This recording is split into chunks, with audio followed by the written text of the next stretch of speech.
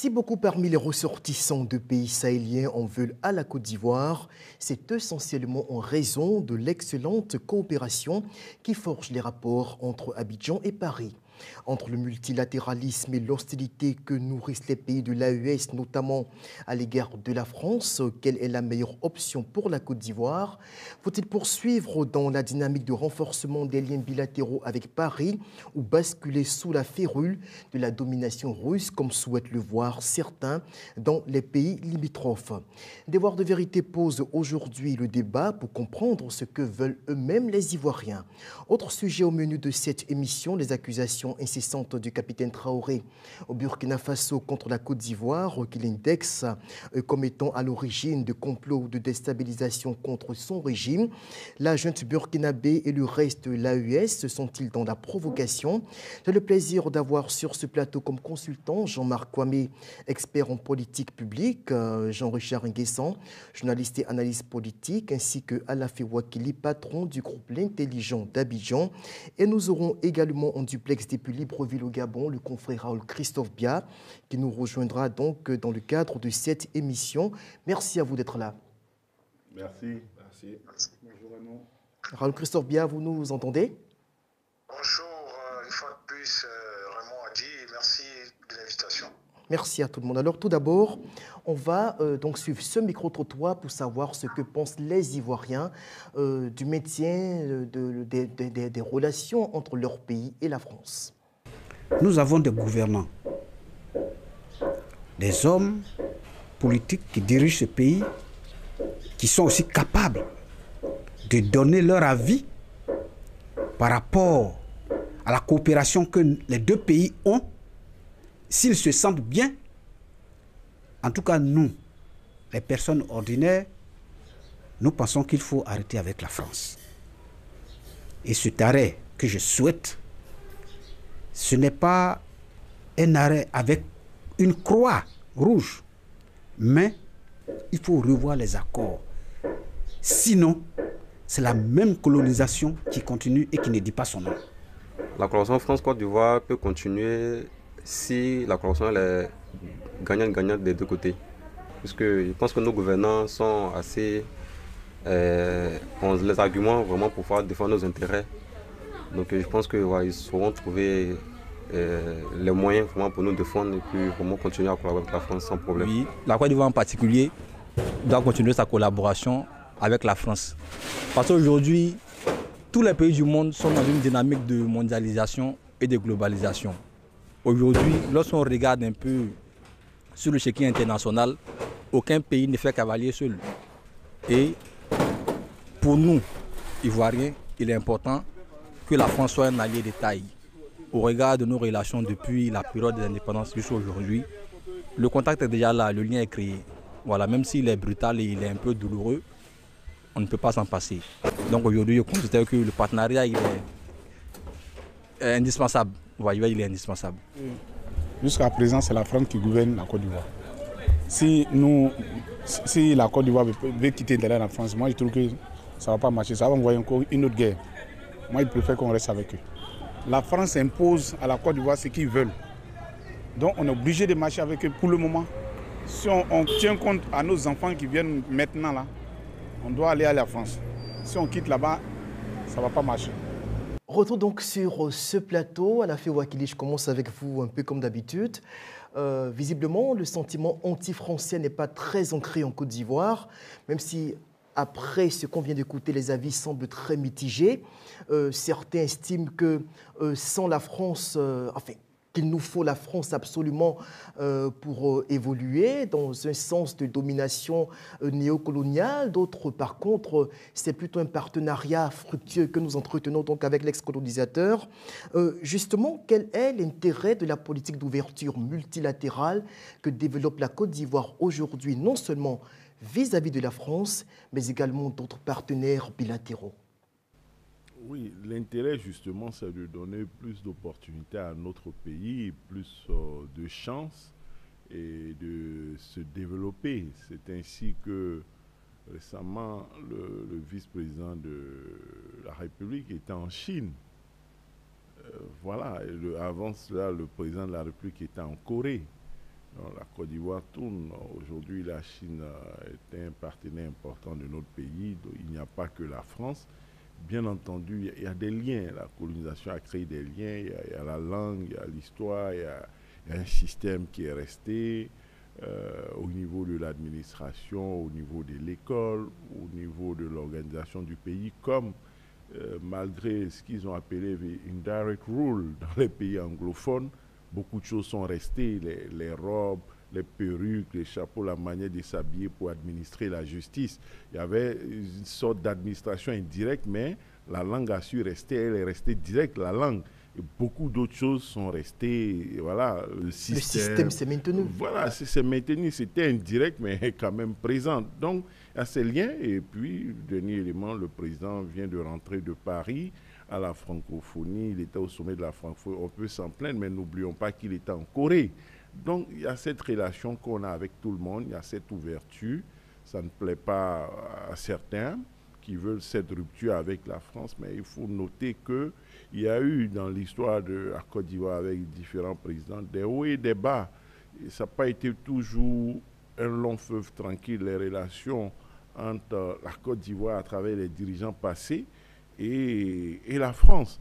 Houphouët-Boigny, tout pro-français qu'il était, tout France-africain qu'il a été, qu'il est resté, a eu des moments de friction et de divergence avec la France ou avec l'Occident. Les bailleurs de fonds, ça existait. Après lui, Bédier a pu bénéficier de certains soutiens, mais on a vu que lorsqu'il y a eu le coup d'État, ce n'est pas de façon unanime que le régime, le gouvernement français a décidé de le soutenir à côté d'une volonté prêtée à Jacques Chirac, contrariée par Lionel Jospin.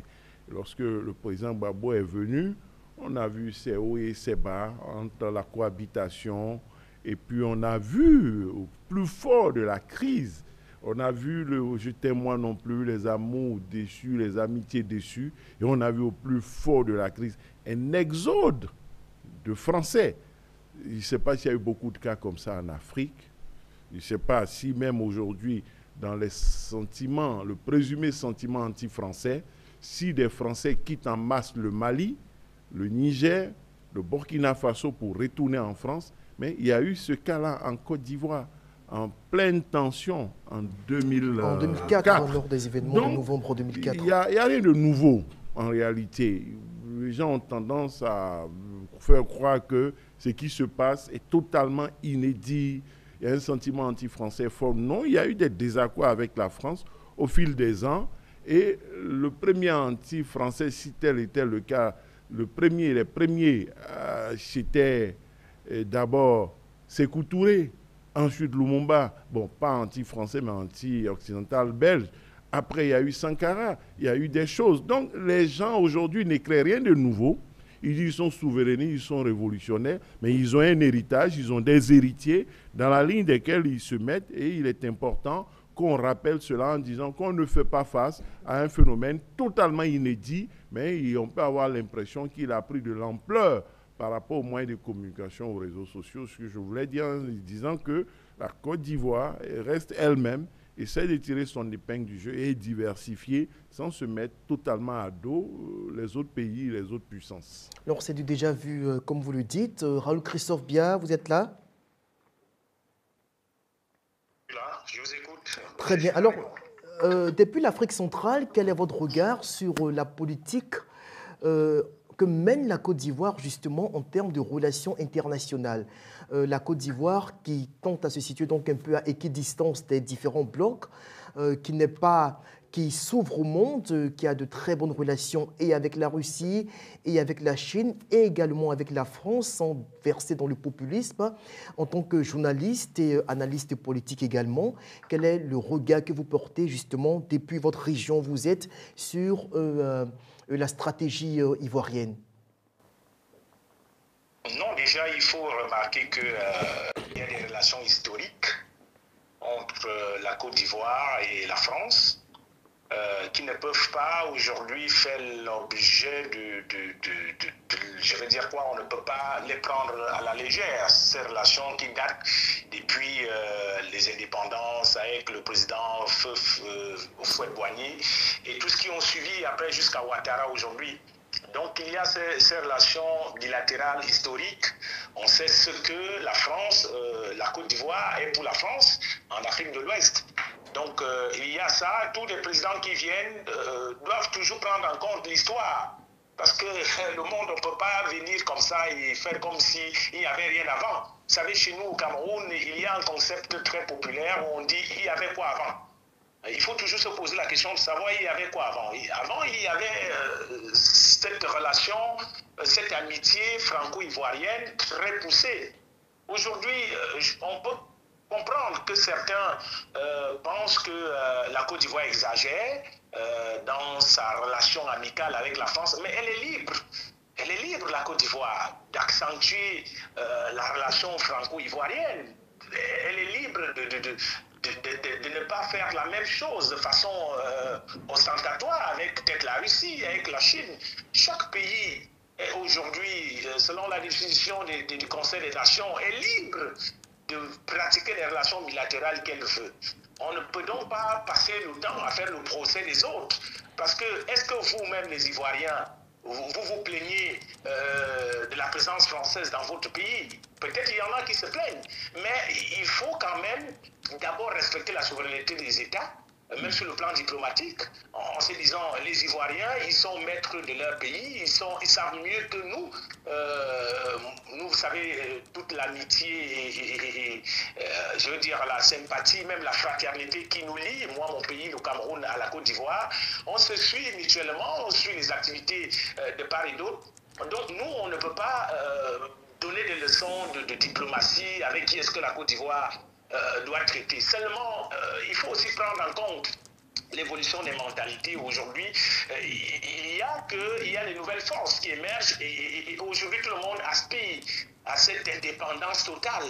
Et je crois qu'on a bien vu le phénomène de l'écho du franc CFA. Je ne sais pas où est-ce qu'on en est aujourd'hui avec le franc qui devait devenir l'écho, là où ça bloque. Mais on sait aujourd'hui, beaucoup le disent, notamment en Afrique centrale, que la Côte d'Ivoire freine un peu la mutation totale ou alors le fait que les pays de la zone franc veulent complètement quitter le franc CFA et que la Côte d'Ivoire, qui n'est pas n'importe qui, donc le levier économique des pays de la zone franc, bloque un peu. Et la Côte d'Ivoire aujourd'hui sait quelle est sa force de frappe sur le plan économique et parfois d'autres l'accusent de verrouiller un peu à ce niveau. Même si ce n'est pas vraiment justifié aussi. Ce procès kafkaïen à la Côte d'Ivoire, de dire que c'est elle qui est restée affiliée à la France, c'est de la France qu'elle tire ses ordres, c'est de la France qu'elle... non, je pense que nous, tous les pays, vous voyez chez nous au Cameroun, que ce soit ici au Gabon, tous ces pays entretiennent, ce sont des pays de l'AOF, l'ancien AOF, qui ont des relations bilatérales avec la France. Peut-être chacun a redéfini les cartes, peut-être d'autres ont renégocié les accords coloniaux, chacun selon les aspirations de son peuple et de là où va le pays. Mais quand on regarde la Côte d'Ivoire d'aujourd'hui, je sors par là, Raymond, la Côte d'Ivoire ne se plaint pas beaucoup en termes de développement. Nous étions à la Cannes.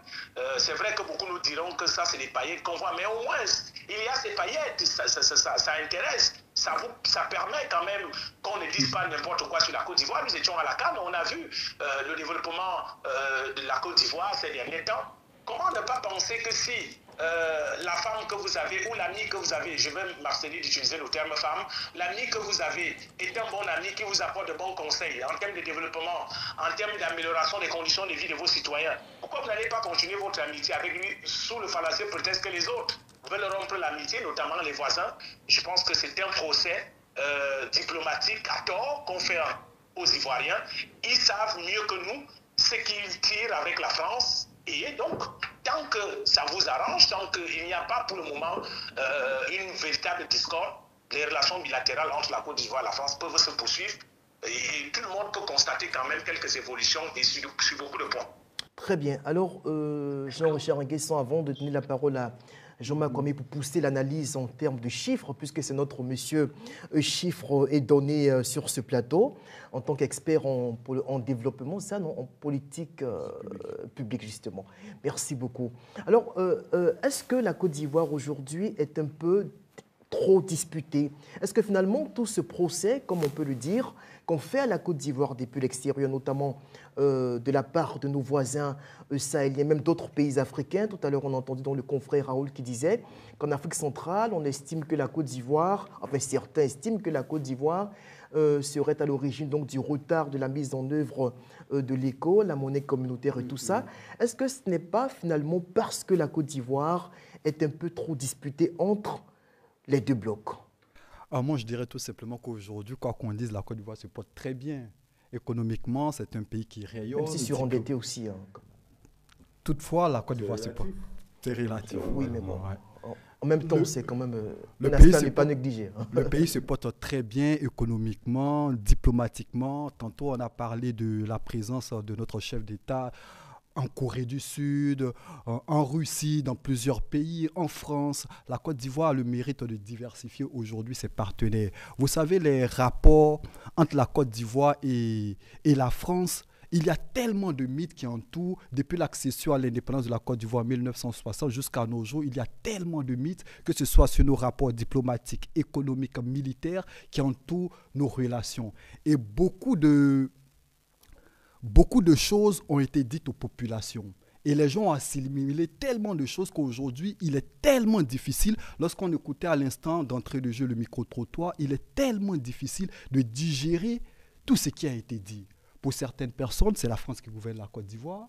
Pour certaines personnes, il est impossible pour la Côte d'Ivoire de se détourner de la France militairement. Pour certaines personnes, la Côte d'Ivoire n'a que pour partenaire économique la France. Pour certaines personnes, tout le cacao ivoirien, tout l'or ivoirien, tout le diamant ivoirien est acheté par la France. Des idées reçues. Des idées reçues. Et cela a tellement été assimilé par une partie de la population qu'il est très difficile de sortir cela des mentalités. Et pourtant, la Côte d'Ivoire, économiquement, aujourd'hui, s'est diversifiée à plusieurs partenaires, que ce soit la Russie, la Chine, les même Pays-Bas. dans les secteurs clés, tels que les hydrocarbures, Effectivement, les ressources minières et tout ça. Effectivement, il appartient aujourd'hui à nous, en tant que leader d'opinion, en tant que journaliste, de faire passer de cette information selon laquelle, aujourd'hui, la Côte d'Ivoire est un pays qui se porte très bien et la Côte d'Ivoire n'est pas aujourd'hui une colonie de la France. Bien au contraire, la Côte d'Ivoire a diversifié et ayant le mérite de le dire, a diversifié aujourd'hui ses partenaires. Alors Jean-Marc Comé, je sens que vous avez envie de réagir, mais avec vous, ce sera beaucoup plus technique, puisque c'est votre domaine de prédilection. Alors l'AFD vient de sortir un rapport sur la contribution justement de la France au développement de la Côte d'Ivoire, du moins pour ces dernières années.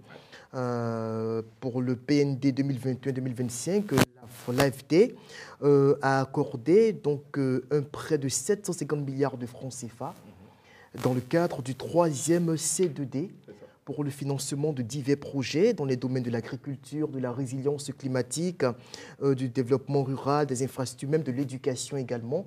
Et nous avons des données assez précises sur le sujet. Alors justement, en tant que technicien, donc expert en la matière, quelle lecture faites-vous justement de la situation actuelle à partir de ces chiffres-là? On va les approfondir tout à l'heure, mais de nos relations. Est-ce que véritablement nous bénéficions de ce partenariat que nous maintenons excellent avec Paris? Merci Raymond. Je vais partir déjà sur vos chiffres. Déjà peut-être pour expliquer à toutes les personnes qui nous suivent ce que c'est que le C2D. Le C2D, c'est un mécanisme qui a été négocié avec la France pour faire une reconversion de notre dette, c'est-à-dire le service de la dette qu'on payait chaque année. La France a signé un partenariat, un protocole d'accord avec la Côte d'Ivoire pour le reconvertir dans certains secteurs d'activité, certains secteurs clés. Donc, c'est à ce titre que pour la troisième phase du C2D, sur un montant de 750 milliards qui devait être payé en termes de service de la dette, ça va être reconverti dans l'agriculture, dans l'éducation, et cela date depuis 2011 où on a ce processus. C'est un protocole d'accord qui a été signé sur la reconversion de la dette française à l'égard de la Côte d'Ivoire. C'est un bon partenariat parce qu'on ne va plus payer de cash auprès de la France. Ça, c'est déjà un premier point. Maintenant, sur les autres points, au niveau même commercial, malheureusement, il y a, à travers le micro-trottoir, comme Jean-Richard a pu le dire, on constate que la plupart des personnes ne sont pas vraiment informées. Parce qu'aujourd'hui, la France n'est que le 7e partenaire commercial de la Côte d'Ivoire. Depuis 3 ans, la France a quitté le trio les 5 premières places de partenariat commercial avec la Côte d'Ivoire. Le premier partenaire commercial aujourd'hui, ce sont les Pays-Bas, depuis l'an dernier. Pays-Bas, Suisse, Mali, en tant que partenaire commercial. En tant que pays fournisseur, nous avons le trio, la Chine, le Nigeria et je crois l'Allemagne. La France est le 7e partenaire commercial. En termes de partenaire d'investissement, je vais peut-être choquer certaines personnes, mais le Burkina Faso est le premier partenaire d'investissement direct étranger en Côte d'Ivoire, avec plus de 738 milliards investis en 2022, selon les chiffres du CPC. Donc, la France, depuis 2018, n'occupe même plus la première place en tant que premier investisseur direct en Côte d'Ivoire. Alors, c'est un procès qui n'a pas son sens. Mais on reste dans de la démagogie et dans du faux populisme. Les chiffres sont parlants. Vous n'avez qu'à aller sur les chiffres, les statistiques de la douane ivoirienne, ou les statistiques même, il y a un dernier rapport qui est sorti, le rapport de la Chambre de commerce française, qui est sorti et qui était ces chiffres. Donc, en réalité, on nous sort je ne sais quoi, des choses vraiment aberrantes, mais la France, aujourd'hui, n'est pas le commanditaire de je ne sais qui, je ne sais quoi. En même temps, je vous interromps juste pour rappeler que, dans le même temps, la France demeure des premiers partenaires en termes d'appui au développement de la Côte d'Ivoire parce que, je sors juste quelques éléments, plus de 6 000 km de pistes rurales créées ou réhabilitées depuis 2021. Mais là, on est en train de parler de nombres. Mais si on ramène en chiffres, quand on a signé le partenariat, le protocole d'accord sur la reconversion de la dette, si l'on veut parler comme ça, oui, il y a eu plusieurs étapes. La France reste un partenaire, bien évidemment, la France reste un partenaire, mais avec Jean-Richard a pu le dire, M. Alafé a pu le dire aussi, la Côte d'Ivoire a diversifié ses partenaires, que ce soit le partenariat au niveau de la défense, que ce soit le partenariat à tous les niveaux, à tous les secteurs d'activité de notre économie. La Côte d'Ivoire a diversifié ses partenaires. Mais je veux dire, dans le même temps, ce partenariat n'est pas défavorable puisque nous sommes appuyés financièrement, économiquement. Sans ces écoles primaires construites depuis lors, plus de 26 000 enseignants recrutés. Si vous prenez les chiffres qui détaillent le C2D, ça vous donnera un gros nombre. Mais si vous les ramenez en montant fiduciaire, en montant monétaire plutôt, c'est une reconversion de la dette. C'est-à-dire, c'est de l'argent qu'on devait rembourser en termes de remboursement bilatéral auprès de la France. Alors, c'est bénéfique. C'est bénéfique pour la Côte d'Ivoire. C'est bénéfique carrément pour la Côte d'Ivoire. C'est-à-dire, on ne paye plus de l'argent à la France en disant, voilà votre argent que vous nous avez passé, mais la France vous dit plutôt, cet argent-là, nous, on va vous aider à vous développer mieux que ça. Cet argent que vous nous devez, réinvestissez dans tel domaine et nous, on va suivre si vraiment vous le faites. Moi, je ne sais pas s'il y a plus meilleur partenariat que ça, quoi. Alors, justement, ça nous emmène à un point, Alafé Ouakili, quand vous entendez justement tous ces propos des confrères, toutes ces analyses, notre confrère d'Afrique centrale, Raoul Christophe Bia le disait tout à l'heure, on estime là-bas que la Côte d'Ivoire fait blocage à l'émergence du projet monétaire intercommunautaire de l'ECO. Est-ce que vous diriez qu'on est victime d'un faux procès dans nos rapports qui nous lient à Paris? Oui, bien sûr, il vient de donner des indices, des éléments, lui aussi tout à l'heure, des éléments assez factuels et concrets. Oui, la Côte d'Ivoire est victime d'un faux procès. Pour parler, pour revenir à la question du CFA, je dirais que c'est un effort collectif. D'abord du CFA et ensuite de l'ECO. Voyez-vous, l'AES a été créé, je ne sais pas combien de temps ça prendra encore. Ils sortent de la CEDEAO, disent-ils. Moi, au passage, je viens d'un voyage dans la sous-région où je suis parti avec la carte d'identité nationale, la carte nationale d'identité. C'est un privilège, je pense, de pouvoir voyager dans la CEDEAO, hormis peut-être quelques pays qui font des tracasseries avec la carte nationale d'identité. C'est un privilège. Je pense que, je ne sais pas si ces PAIS ont signé des accords spécifiques pour maintenir ce privilège pour leur population.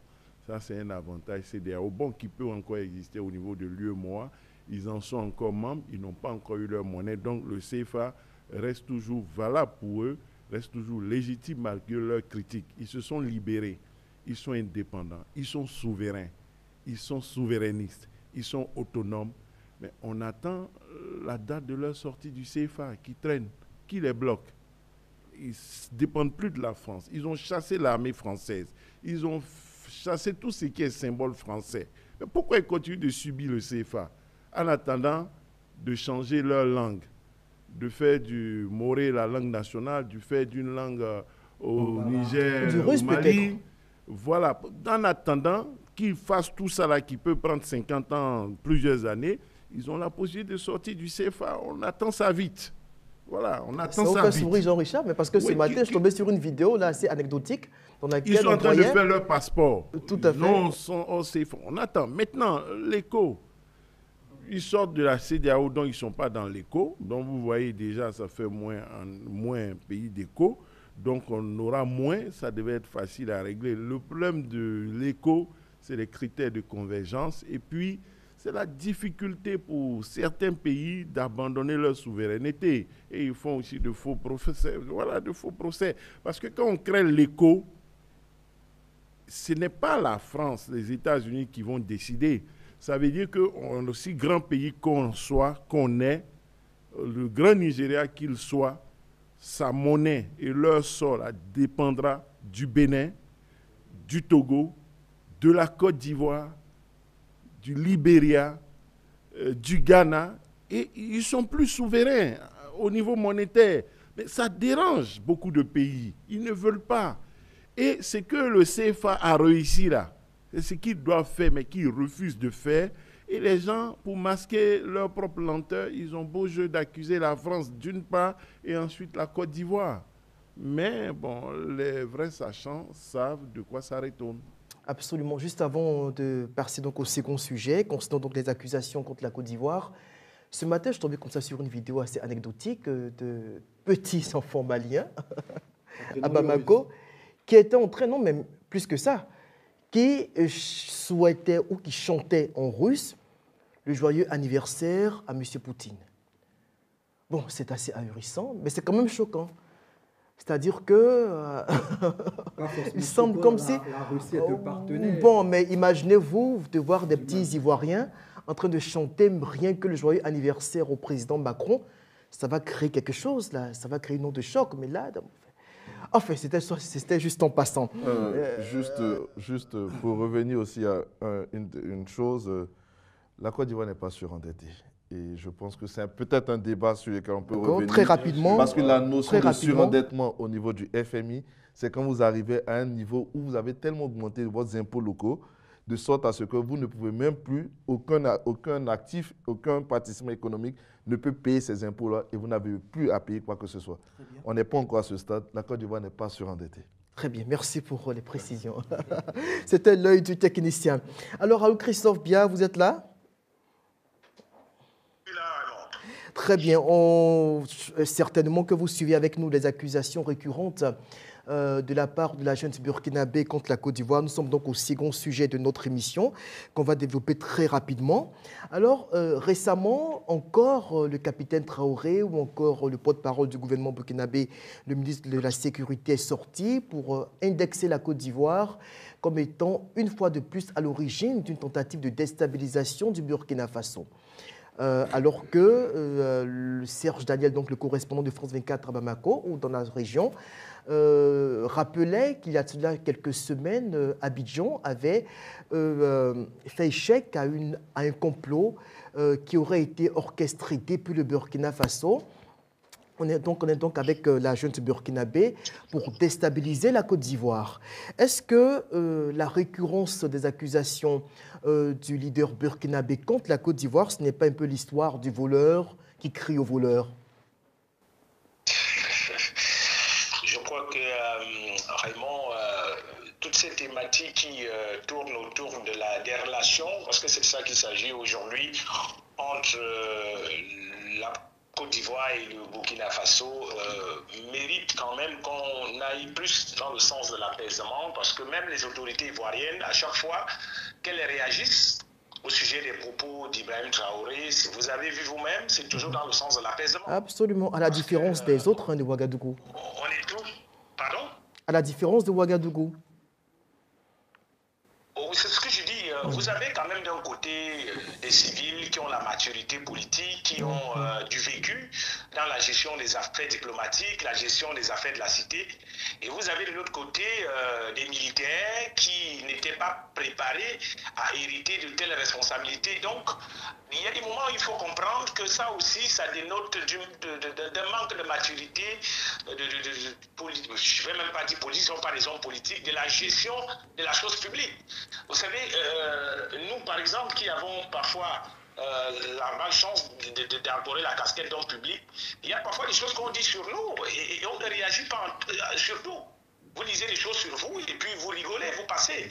Donc je crois que la réponse des autorités ivoiriennes, à chaque fois qu'il y a une provocation, comme vous le dites, des autorités burkinabées, témoigne de la maturité de la classe entre la catégorie des dirigeants des deux peuples. Et je crois qu'aujourd'hui, les autorités ivoiriennes elles-mêmes nous montrent la voie à suivre de comment est-ce qu'on doit réagir à la situation qui prévaut entre les deux pays.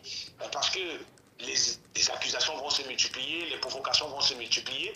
Mais on a bien vu comment, que ce soit Téné Birahima Ouattara, qui est le ministre de la Défense de Côte d'Ivoire, quand il s'était rendu, je crois, dans une ville burkinabé, je crois que c'est à la suite aussi de telles provocations. Vous m'excuserez de ne pas vraiment maîtriser le contexte dans lequel le ministre de la Défense ivoirien s'était rendu. On vous comprend absolument. En Côte d'Ivoire, au Burkina Faso, vous avez vu sa posture.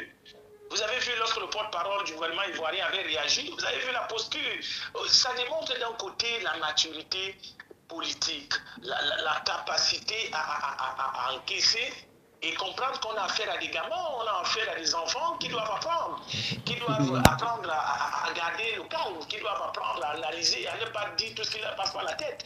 Je crois qu'aujourd'hui, c'est ça qu'il faut retenir, parce qu'on peut quand même croire que tout ce que dit Ibrahim Traoré ou même tous ses collaborateurs dénote aussi de cette fougue de la jeunesse qui pense qu'elle maîtrise tout, elle sait tout, elle peut apprendre des choses aux vieux, que les vieux n'ont plus le droit de citer, c'est la jeunesse qui doit tout prendre en compte tout. Non, je crois que dans mon village, on dit que ce que le jeune ce que le vieux voit étant assis, le jeune même étant debout ne le voit pas. Et je crois qu'aujourd'hui, c'est cette sagesse qu'il faut comprendre autour des relations, parce qu'on a bien compris, ces deux peuples, la Côte d'Ivoire et le Burkina Faso, personne aujourd'hui ne peut refaire l'histoire.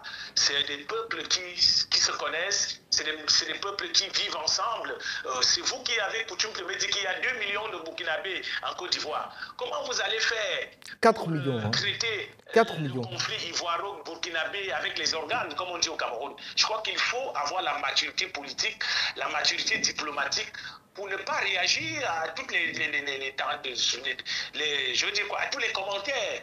Très bien. Des militaires au pouvoir au Burkina Faso. Et c'est ce que je retiens des autorités ivoiriennes, c'est qu'elles nous enseignent tous les jours la maturité dans la gestion de la chose publique, dans la gestion de la communauté des États. Et donc, moi, en analysant cette énième, comme vous dites vous-même, cette provocation, c'est que je dis à vous, Raymond, et à tous les Ivoiriens, que chapeau à vous. Parce que c'est vous, finalement, qui apaisez les tensions. Parce que vous faites là preuve d'une maturité, que ce soit vous les journalistes, que ce soit les analystes politiques, que ce soit même le peuple ivoirien. Parce que vous vous dites, en fin de compte, si on va dans le conflit armé, si on va dans le conflit culturel, traditionnel, qui va gagner? Personne. Parce que c'est des peuples qui se sont inféodés, il y a des relations, des mariages communautaires Burkina Faso, Côte d'Ivoire. Aujourd'hui, je crois qu'il faut simplement appeler à la raison les dirigeants du Burkina Faso. Là, vous êtes aux affaires, vous n'êtes plus dans les casernes. Là, vous dirigez un pays, il faut avoir la maturité dans la réaction, dans les commentaires. Ce n'est plus une attaque contre un groupe djihadiste. Là, très bien. Vous parlez à un État qui vous aide à accomplir certaines tâches sur le plan économique, sur le plan diplomatique, sur le plan sociétal et sur beaucoup de plans. Je crois que c'est un problème d'enseignement, d'éducation, de pédagogie qu'il faut davantage enseigner à ceux qui ont pris le pouvoir, qui n'étaient pas préparés à ça, que d'autres choses qu'on pourrait ajouter pour davantage amplifier un conflit que le président Ouattara et ses collaborateurs font tout pour éviter. Alors, vous avez sorti le mot, un problème d'éducation. À la Wakili, est-ce que vous partagez justement l'avis du confrère que nous sommes dans un problème d'éducation assez rapidement? Bon, je n'emploierai pas ces mots, mais je dirais qu'il y a un problème de cohérence. Un problème de cohérence de la vision. Mais je reviens toujours, je dois dire mes exemples, j'espère que ce n'est pas totalement au sujet. Voyez-vous, quand un pays n'est pas fréquentable, quand un pays est à la solde de puissance, quand un pays est contre soi, on évite peut-être toute collaboration avec lui. On dit que c'est un pays dangereux, on interdit à ses citoyens d'y aller, on interdit les échanges, on interdit à l'équipe de football de venir jouer la CAN ici. Le Burkina était là. Ils ont voulu faire un convoi, venir supporter, était un peu bloqué, le Mali, tout. Et puis, quand on n'a pas un bon stade, on peut chercher à aller jouer en Russie ou ailleurs. On ne vient pas en Côte d'Ivoire, dans un pays ennemi. Bon, voici des faits qui montrent que, bon, c'est beaucoup de bavardage. Et il faut sortir de ça, il ne faut pas les suivre parce que ça va leur passer et puis ils reviendront à la réalité. Ils reviendront à la réalité. Les hommes passent, ces dirigeants-là, c'est 5 ans, c'est 10 ans, c'est 20 ans. S'ils ont trop duré au Cameroun, bon, ils peuvent même faire 50 ans, mais après 50 ans, là, d'autres viendront. Et puis les pays vont continuer leur marche ensemble. Donc il ne faut pas tomber dans leur provocation. Et c'est bien les dirigeants ivoiriens, leur posture. Nous n'allons pas tomber dans leur provocation. Ils sont là pour 5 ans, 10 ans, 20 ans, 30 ans, 50 ans. Et puis après, ils s'en iront. Bon, tout comme nous, chacun de nous s'en ira. Et après, des gens plus responsables, plus cohérents viendront et poursuivront les bonnes relations entre la Côte d'Ivoire, le Burkina, le Mali, le Niger et l'ensemble de ces pays de la sous-région. Jean-Richard Nguesson. Moi, je suis, j'avoue, assez surpris par les propos du ministre de la Sécurité du Burkina Faso qui, en accusant la Côte d'Ivoire, a fait référence à l'opération, à l'attaque de Barcelogo qui serait précurseuse des opérations de déstabilisation. Et qui aurait été préparée à partir d'Abidjan. C'est assez surprenant. C'est même scandaleux. À travers ces propos, moi, je trouve que le Burkina Faso montre ses limites. Le capitaine Ibrahim Traoré montre une fois de plus ses limites. Il sait qu'aujourd'hui, depuis son avènement au pouvoir en septembre 2022, il avait de la sympathie et aujourd'hui, cette sympathie-là s'est amenuisée. Les populations s'impatientent. On sait que son cheval de bataille, c'était la sécurité. Aujourd'hui, le pays baigne dans l'insécurité totale. Il a mis sur pied plusieurs initiatives qui ont montré leurs limites. Il a fait appel à près de 50 000 supplétifs. Il a fait appel à des troupes. Il a appelé même les populations, les fonctionnaires à contribuer pour l'effort de guerre. Mais quelques années plus tard, force est de constater malheureusement que la situation au niveau du Burkina Faso s'enlise. Et il faut trouver un bouc émissaire. Et le bouc émissaire idéal pour Ibrahim Traoré, c'est la Côte d'Ivoire. Il faut détourner l'attention du peuple burkinabé de l'essentiel. L'essentiel, c'est la sécurité du Burkina. Et aujourd'hui, n'ayant pas les capacités de permettre au Burkina Faso d'avoir cette sécurité, il accuse tout simplement Abidjan. Moi, je trouve que c'est véritablement dommage. Et comme le confrère Mbia l'a dit, j'espère qu'ils feront preuve de plus d'éducation, de plus de retenue dans leurs attaques, leurs piques contre la Côte d'Ivoire. Jean-Marc Kwame, je sais que ce n'est pas véritablement votre tasse de thé, la politique, mais on va vous permettre quand même de dire un mot là-dessus, même si on est au terme de notre émission. Non, en fait, je pense que le pouvoir en place au burkinabé veut juste cacher son échec. Il veut masquer son échec. Il trouve un bouc émissaire à l'encontre de la Côte d'Ivoire, c'est tout. Hein, parce que on a des propos, mais on n'arrive pas à les étayer par des preuves. Des preuves matérielles. Il faut quand même dire que ça fait quand même 2 fois, le 11 juillet, IB qui sort, qui dit qu'il apporte des preuves. Voilà, dans quelques jours, pour nous attendons ces preuves. Contre la Côte d'Ivoire, on va dans 3 mois. Et récemment, le ministre Sana également qui tarde encore à faire.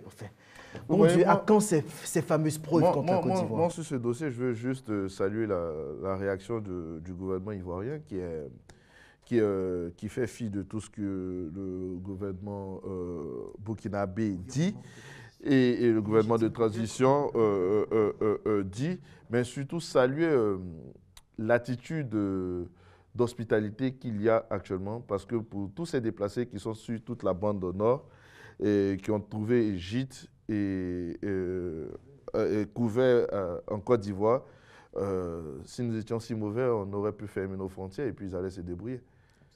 Malgré le risque d'infiltration. Malgré le risque d'infiltration, mais ils ont pu trouver gîte et couvert. Et surtout, avec toute la diaspora burkinabé qui est ici, ce sont deux pays qui ont une même histoire. Et ce que je trouve par-dessus tout dommage, c'est le traité d'amitié qui, malheureusement, a été jeté aux oubliettes avec l'avènement de cette junte. Mais nous espérons, comme M. Alafa a pu le dire, que ces histoires passeront, mais les pays demeureront. Voilà. Absolument. Merci à vous d'avoir encore été là pour cet autre débat, justement sur les relations franco-ivoiriennes, mais également sur les accusations que porte de façon récurrente la junte burkinabé contre la Côte d'Ivoire. Accusations de déstabilisation malgré des soupçons avérés, par contre, du côté ivoirien, de tentatives de déstabilisation venant de la part des autorités actuelles du Burkina Faso. Devoir de vérité pour ce numéro, c'est terminé. On va se dire au revoir. Merci à tout le monde d'avoir été là, à ceux qui sont sur ce plateau, mais également aux confrères qui intervenaient depuis Libreville au Gabon, le confrère Christophe Bia, qui est un Camerounais. Merci à tous et on se dit au revoir. À bientôt.